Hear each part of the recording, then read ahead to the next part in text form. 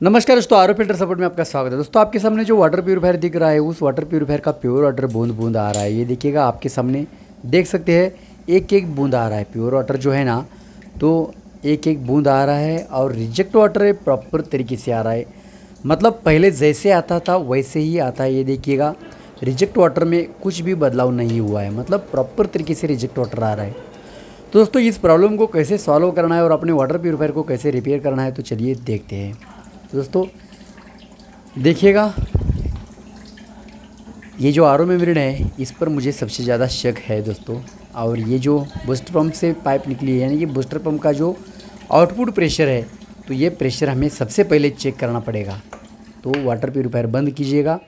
Water purifier बंद करने के बाद आपको क्या करना पड़ेगा, ये पाइप है, ये बूस्टर पंप से आउट हुई वाली पाइप, ये प्री कार्बन को आई है, तो ये पाइप निकाल देनी है। और ये पाइप निकाल कर यहाँ क्या करेंगे, हम एक प्रेशर गेज लगाएंगे। अगर आपके पास है तो, अगर आपके पास प्रेशर गेज नहीं है तो आप उंगली से भी पता लगा सकते हैं। उंगली उस पाइप को उंगली से क्या करना है, जो पानी बाहर निकलता है उस पानी को दबा के रखना है।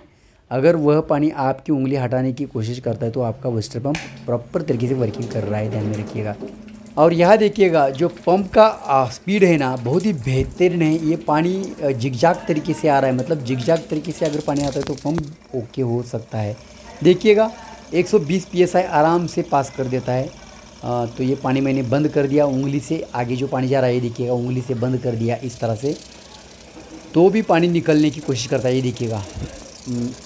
तो इसका मतलब है जो पंप का प्रेशर है बेटर है, बेस्ट है। और पानी का जो थ्रो है, तो ये थ्रो भी बहुत ही बेहतरीन थ्रो है, देख सकते हैं कैसा है पानी का थ्रो। तो ये पंप बेटर है, बेस्ट है, प्रॉपर वर्किंग में है। तो अब बारी आ गई आर ओ मेम्ब्रेन की। तो ये मेम्ब्रेन को खोलेंगे। खोलते समय ध्यान में रखिएगा, आप कौन से पाइप निकाल रहे हैं, तो ये सबसे पहले आपको मार्किंग करके रखना है। ये ईवी की पाइप निकाल रहा हूँ, ये देखिएगा। तो आपको क्या करना है, मार्किंग करके रखना है उस पाइप पर, ईवी।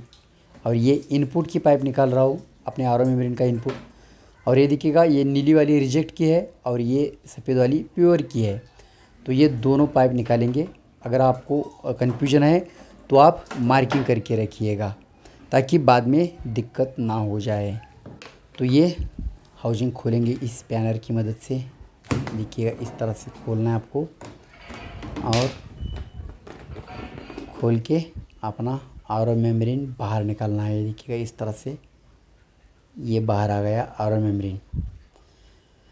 और ये आर ओ मेम्ब्रेन देखिएगा, इसका हाल क्या हुआ है, पूरा ब्लॉक हो चुका है और पूरा ऐसा लग रहा है ये पत्थर है। हाथ में पकड़ने के बाद भी समझ में आता है कि ये मेम्ब्रेन नहीं है, पत्थर जैसा लग रहा है। तो इसका मतलब ये मेम्ब्रेन पूरी तरह से ख़राब हो चुका है। तो ये हाउजिंग क्लीन करके लिया और इसके अंदर डालेंगे एक 80 GPD की सोलेस, क्रस्ट सोलेस आर ओ मेम्ब्रेन। और ये जो मेम्ब्रेन है बहुत ही बेहतरीन वर्क करती है दोस्तों। और इस मेम्ब्रेन के ऊपर मुझे सबसे ज़्यादा भरोसा है, क्योंकि मैं जब से इस सेक्टर में काम कर रहा हूँ, इसी मेम्ब्रेन को मैं इस्तेमाल कर रहा हूँ, क्योंकि ये मेम्ब्रेन कभी धोखा नहीं देती। तो ये हाउजिंग पूरी तरह से टाइट हो चुका है। और अब वाटर प्यूरीफायर के ऊपर इसको इंस्टॉल करेंगे। ये देखिएगा, साइड वाला रिजेक्ट का, सेंटर वाला प्योर का, ये सेंटर वाला प्योर का पाइप लगा दिया। और ये नीला वाला साइड में, मतलब रिजेक्ट का पाइप लगा दिया। और इस हाउजिंग को क्लैम्प के अंदर फंसा लेंगे। इसके बाद इसका जो बचा हुआ पाइपिंग है, तो ये पाइपिंग करेंगे। बचा हुआ पाइपिंग मतलब ईवी का और इसका इनपुट का। ये देखिएगा, ये इनपुट का पाइप आर ओ मेम्ब्रेन का, और ये ईवी यहाँ लगा दिया।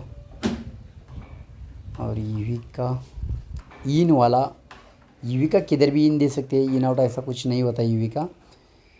जहाँ पॉसिबल है वहाँ आप उसका इन वाला पाइप दीजिएगा, और जहाँ पॉसिबल है वहाँ इसका आप आउट वाला पाइप दीजिएगा। तो ये आर ओ मेम्ब्रेन के नीचे से मैं लेता हूँ इसको।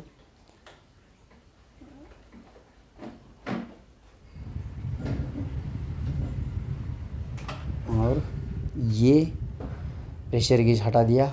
और यहाँ आउट, यूवी से आउट होने वाला पानी, तो इसको लगा दिया ये पाइप, और ये पोस्ट कार्बन में जाएगा। बूस्टर पंप का आउट वाला पाइप भी लगा दिया प्री कार्बन पर,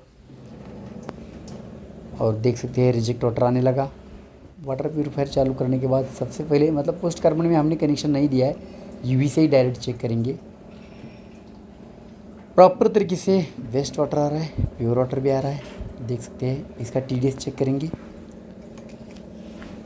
देखिएगा, इसका अगर TDS वो क्या आता है तो आरओ मेम्ब्रेन का इशू है, ऐसा ध्यान में रखना है आपको। तो ये 000 देख सकते हैं आप। तो देखिएगा, इंसर्ट कर दिया मैंने, और यहाँ देख सकते हैं TDS आ रहा है 57, मतलब प्रॉपर सेट हो चुका है। 57 मतलब 50 से लेकर 150 तक इसको हम सेट करने की कोशिश करेंगे इसका TDS।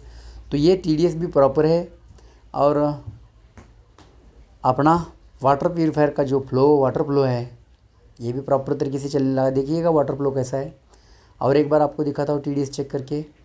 देखिएगा 000 ppm दिख रहा है, और यहाँ देख सकते हैं 44 मतलब माइनस हो गया। तो इसका TDS सेट करना पड़ेगा। TDS सेट करेंगे। अगर TDS सेट करना है दोस्तों, आपको पता नहीं है किस तरह से करना है, तो इसकी लिंक मैं डिस्क्रिप्शन दे देता हूँ, क्योंकि यह वीडियो बहुत बड़ा हो जाएगा। और ये पाइप पोस्ट कार्बन में लगा देंगे, और यह वाटर प्यूरीफायर रिपेयर हो चुका है, ऐसा हम क्या करेंगे, कन्फर्म मान लेंगे। तो ये देखिएगा यहाँ लगा दिया, और इसका जो सेफ्टी गार्ड है तो ये भी लगा देंगे। इससे पहले वाटर प्यूरीफायर चालू करेंगे। और दोस्तों, अगर आप नए तो सब्सक्राइब कर दीजिएगा दोस्तों, पुराने तो लाइक कीजिएगा। आज के लिए इतना ही, मिलते हैं अगले वीडियो में, तब तक के लिए थैंक यू।